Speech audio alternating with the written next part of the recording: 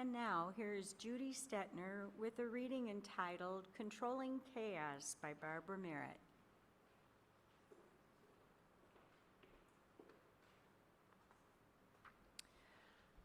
My husband, the physics teacher, receives a weekly magazine called Science News.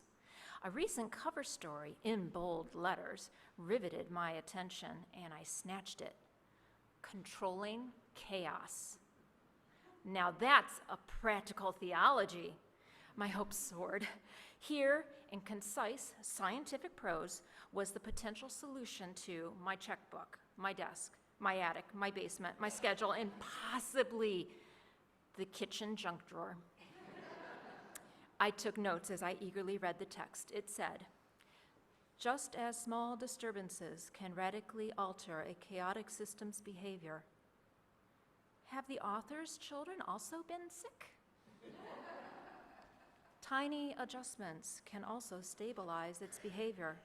Tiny adjustments? Why didn't I think of that? What tiny adjustments? I read further. The success of this strategy for controlling chaos hinges on the fact that the apparent randomness of a chaotic system is really only skin deep. Is the scientific community sure about this?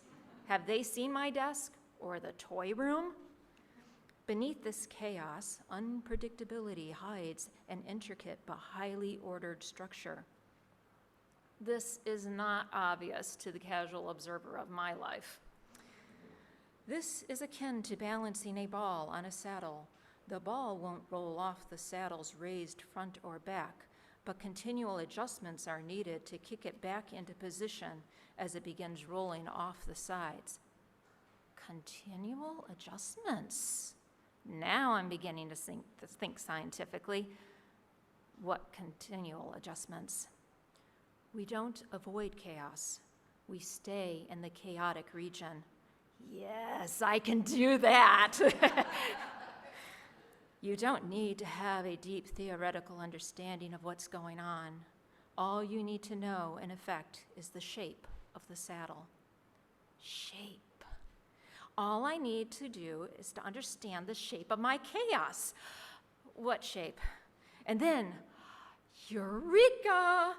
The author writes that the way to keep chaos under control is by a constant stream of nudges. I now have scientific proof that my intuitive reaction to chaos works. Nudge it. Don't disturb or organize it. Nudge it. The article has a very upbeat ending. It claims that chaos is not something to be avoided. Due to the flexible and dynamic nature of chaos, chaos may offer a great advantage. I breathlessly await further scientific breakthroughs in this area. Meanwhile, I'll go nudge a few papers on my desk.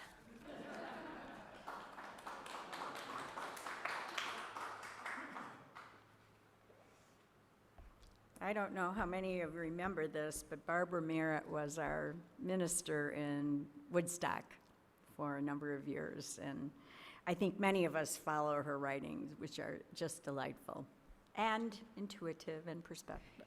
But thank you for your reading, Judy. Please join by standing as you are able with Billy Sager by singing hymn number 318, We Would Be One.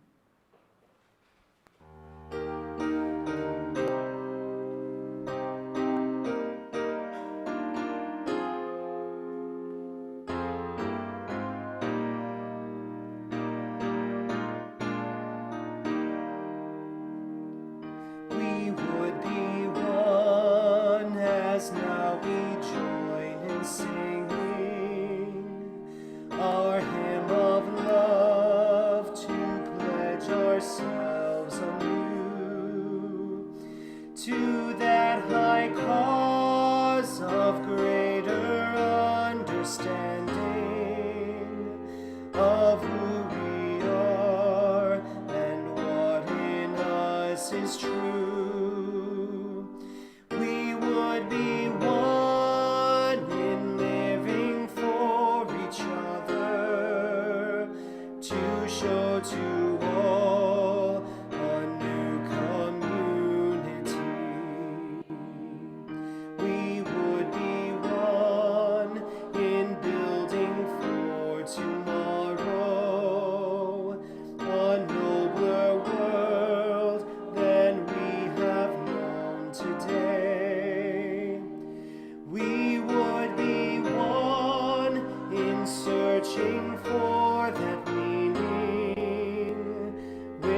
inclines our hearts and points us on our way.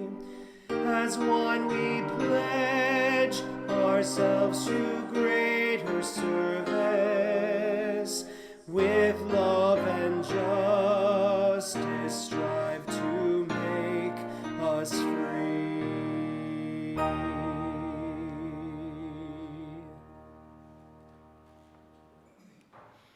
So we're going to do a little bit of an experiment together. In a second, you're going to see this video, and the instructions are to watch how many times the basketball players in white pass the ball. So I ask you to remain quiet as you watch the video so you don't disturb anybody else's counting, and then I'll be back with you at the end. The monkey business illusion. Count how many times the players wearing white pass the ball.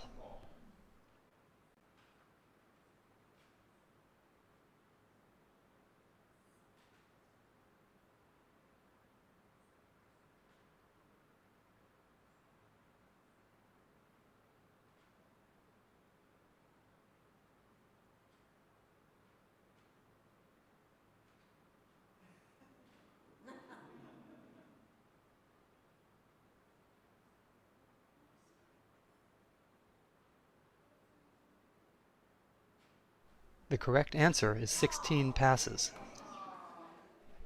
Did you spot the gorilla? For people who haven't seen or heard about a video like this before, about half missed the gorilla. Keep watching. If you knew about the gorilla, you probably saw it. But did you notice the curtain changing color or the player on the black team leaving the game? How many people noticed the curtain? Let's And the rewind player and watch it leaving? again. Okay. Here comes the gorilla, and there goes a player, and the curtain is changing from red to gold.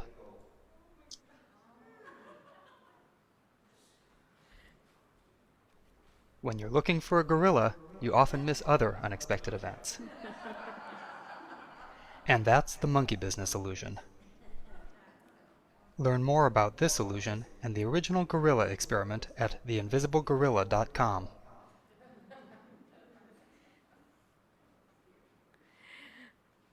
I'm going to invite you to stand as you are willing and able and join in.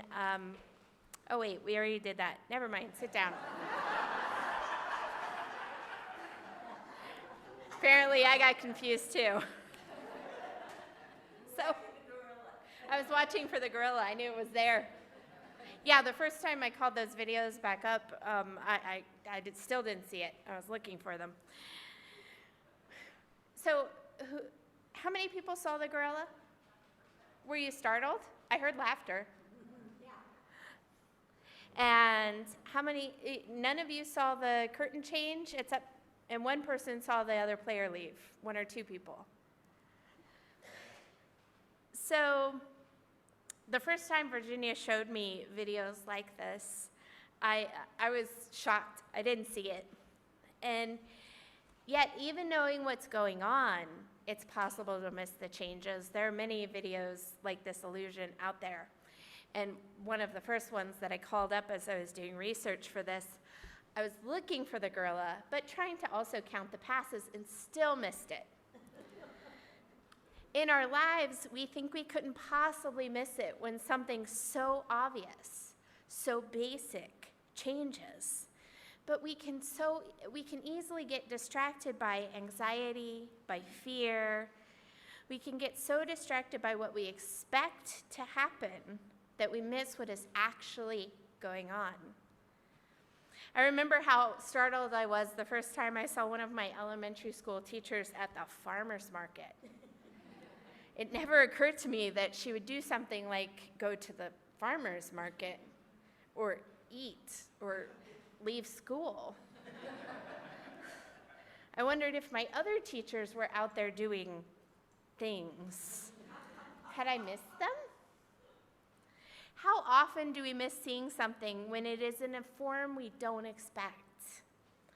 Last week, we talked about how in the Easter story, when Jesus showed up, his followers didn't recognize him. I think the writers of that story realize that human beings faced with the unexpected are at times literally unable to see it. It's easier to travel the path that we expect to find before us, so much so that we can fail to see the potential within the unexpected that we encounter along the way. And yet, here's an interesting twist to the Easter story. Some theologians suggest that perhaps it wasn't just that his followers weren't expecting to see Jesus. Perhaps Jesus actually looked different. Maybe he came back in a different body, or maybe the resurrection was more metaphorical, and the disciples encountered someone else who was living Jesus' teachings, and it was in that way his life continued. In one of the stories in the book of Luke, after the resurrection, Jesus walked and talked with his followers who didn't recognize him. They told him the story of Jesus' ministry and invited the stranger to eat with them. And when Jesus sat and broke the bread, it was in this that they recognized him. They knew him in the breaking of the bread. For those that aren't familiar with Christian stories, sharing bread was kind of Jesus' thing. There's a story about him taking 5 loaves of bread and feeding 5,000 people. There's a story about him calling himself the bread of life. And before his death, he shared a Last Supper with his followers, breaking the bread and giving it to them, telling them to eat in remembrance of him. Throughout the Christian scriptures, breaking bread is used as a metaphor for sharing what is life-giving. So it isn't that surprising that Luke tells us that the disciples recognized Jesus in their midst when this stranger sat down and broke bread. A friend once told me a story about her time volunteering as a clinic escort. She had been escorting patients and their companions past anti-abortion protesters into the clinic all morning. It's exhausting work being with people as you support them, walking past those who are yelling, trying to block access, holding up signs, and waving pamphlets filled with misinformation, taking pictures, and more. And it's easy to get lost in the anger and the frustration. The short walk from the parking lot to the clinic door became an exhausting trek. So when it was time for a break, my friend got a few of those little Debbie snack cakes from the vending machines. You've seen them. And together, the group sat down, and one of the volunteers began to break the cakes apart, passing pieces around to the others. In that moment of pausing to share in the most basic human act of nourishment, my friend tells me she recognized the sacred. She realized there was a connection between this moment outside the clinic and all the moments she had spent in church sharing communion. She felt the presence of the holy, and it looked different. It wasn't a church building, it wasn't with church people, it didn't involve the same words or music, there were no little cups of juice. But she recognized the sacred in the breaking of the bread, in the sharing of that which is life-giving. Even when everything is chaos, and it feels like nothing is the way you are used to it being, there are moments when we see through all that change. There are moments when we see the stable core of an experience, a person, a community. Writer Octavia Butler once said, "All that you touch, you change. All that you change, changes you. The only lasting truth is change."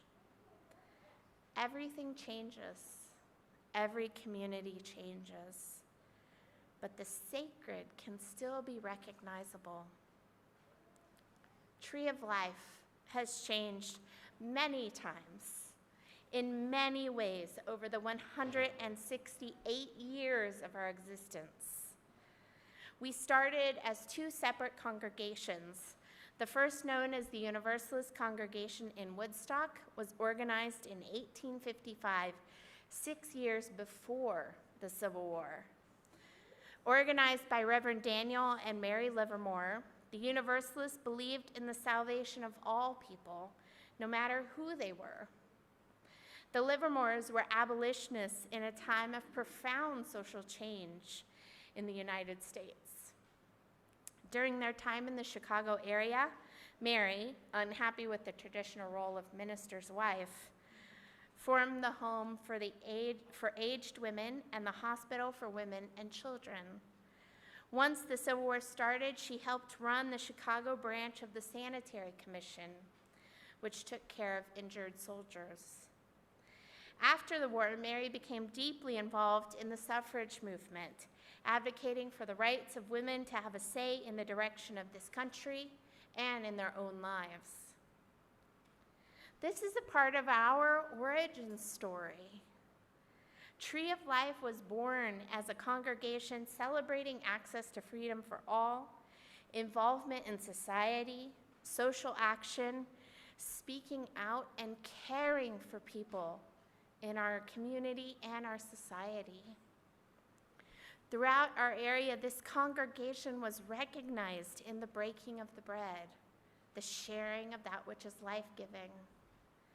After the Civil War, another congregation, the First Congregational Church of Woodstock, was formed by returning soldiers who were, among other things, unhappy with the town's Presbyterians who allowed drinking. Some things have changed around here. When the Universalist congregation in Woodstock was forced to close its doors in the 1930s, many of its remaining members joined First Congregational Church. And First Congregational formed an official affiliation with the Universalist Church of America, giving us a connection to two different denominations, both progressive traditions seeking social change.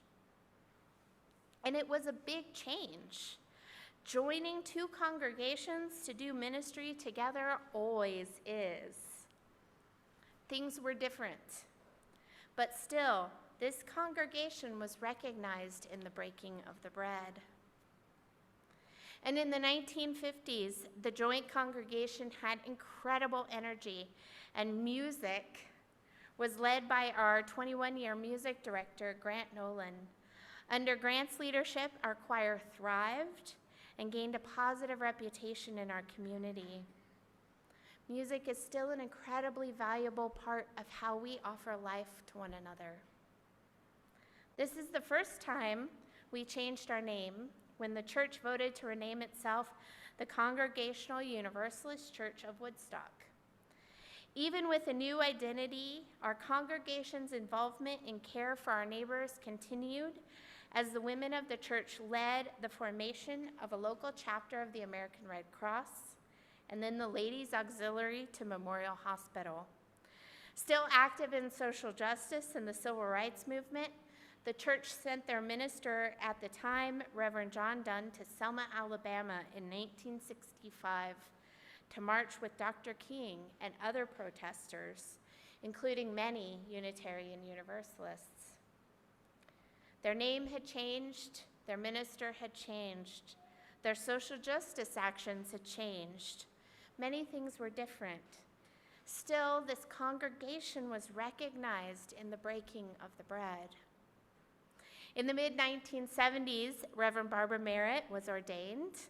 Rev Barbara, who wrote the reading that Judy shared today, was one of very few female ministers of the time. Rev Barbara and our congregation continued the practice of social involvement, of caring for our neighbors and one another by working for improved health services and advocating for the elderly. In the 1980s, the congregation's members organized an annual review called Paradise People. Paradise People, later called Dilly's Follies, how many have been involved in either? A few of you. Was a wildly popular musical celebration and fundraiser. Even as things continued to change for us and in our community, that thread of coming together in joy and reaching out to help our neighbors continued in our congregation. Still, this congregation was recognized in the breaking of the bread. In 1984, we voted to change our name again, this time from the Congregational Universalist Church to the Congregational Unitarian Church. This wasn't a theological statement so much as a recognition that the public better recognized the name Unitarian. But it was another name change. New signs, new stationery, I'm guessing a new recorded message for the answering machine, remember those? It was different. Still, this congregation was recognized in the breaking of the bread. Our church became involved in supporting folks experiencing homelessness. It started with the Public Action to Deliver Shelter, the PADS program. And when the program started, homeless folks were sleeping in church buildings. Patrick Murfin, who coordinates our current homeless ministry, Compassion for Campers, tells the story of the congregation's engagement with the PADS program. The winter of 1985 was bitter, and when the congregation helped co-found the program to provide people with an alternative to the harsh, cold nights outdoors, the city objected, saying they would prosecute church leaders if they tried to house people without a hotel license. Reverend Stephen Dion spoke to the church board and with their agreement responded to the city that they would not only open the church building to house people, but they would also invite the media to be present. And that it might not look good if the city chose to arrest the ministers and the board of a church. The city backed off, and our congregation was one of several that housed homeless folks after that time. And the needs of our community have changed. The activities of the church have changed.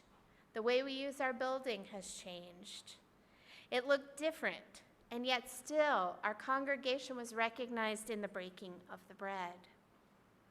In 2000, we made the decision to end our formal ties with the Congregationalists and unite more closely with the Unitarian Universalist Association. During this time, Reverend Dan of blessed memory was serving this congregation. Reverend Dan was a force, supporting our continued presence in the community. His ministry was characterized by active social justice work and outreach in Woodstock, our home at the time. And in 2009, we voted to change our name again, reclaiming Universalist as a part of our identity. We became the Unitarian Universalist Congregation of Woodstock. Another new minister, another new name. Still, this congregation was recognized in the breaking of the bread. In 2011, Don Mativier, now of blessed memory, purchased and offered this building in McHenry for us to use. The congregation voted to accept the gift, and we celebrated our first worship service here in 2012. Shortly after moving to McHenry, we called Reverend Sean Parker Dennison to serve our community in 2013. The end of Reverend Sean's ministry 4 years later was difficult for the congregation and Reverend Sean. Yet it was during Reverend Sean's ministry that we changed our name again to the Tree of Life Unitarian Universalist Congregation. Even as things changed, our congregation continued to care for one another, establishing chalice circles to support each other in our spiritual growth, as well as other programs that are still in effect today. We established the monthly Second Sunday collection, in fact, today, and we do know it's the third Sunday. You will hear from the program that we are supporting this month. It was also during Reverend Sean's time with us that we spearheaded and coordinated a marriage equality campaign and formed Compassion for Campers when the PADS program shut down.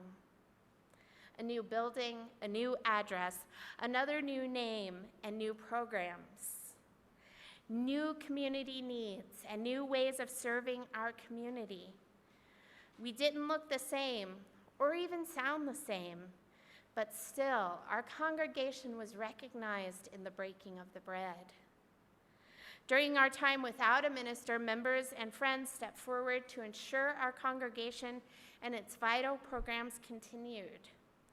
When COVID-19 hit, members and friends of our congregation supported one another, organizing a call to everyone, shifting services, committee meetings, religious education, and so many other activities online. One of the things Tree of Life did for a time that caught my eye during my own search was the nightly story time that was offered during the early part of the pandemic. New ways of ministering, new ways of gathering, new needs within and outside of our church. It was very different. But still, our congregation was recognized in the breaking of the bread. Over the last 3 years, we have created and are now implementing a mission statement to guide us forward. We've transitioned to hybrid services, reopening our building to our own programs and to others. Some of our members have stepped back, and we've seen a surge of new members bringing energy and enthusiasm to our beloved community. And those threads that have been there since the beginning, they remain. We continue to be involved in the community, supporting Compassion for Campers, running a successful Faithify campaign, supporting You the Vote, encouraging people to have a voice in the wider community by attending council meetings and even running for office. We continue to support one another in weekly gatherings for worship and frequent gatherings for book group, breakfast together, circle social hours, chalice circles, and other fellowship times. Our congregation can be recognized in the breaking of the bread. We've changed and changed again, and it can feel a bit chaotic. May we remember we need not control chaos, only nudge it a bit. And we don't know what's coming. We know we are looking at a minister change, and we don't know what else is changing. We are partnering with Praise Circle. We don't know what the next 2 years will bring, but I am confident we will continue to be recognized in the breaking of the bread.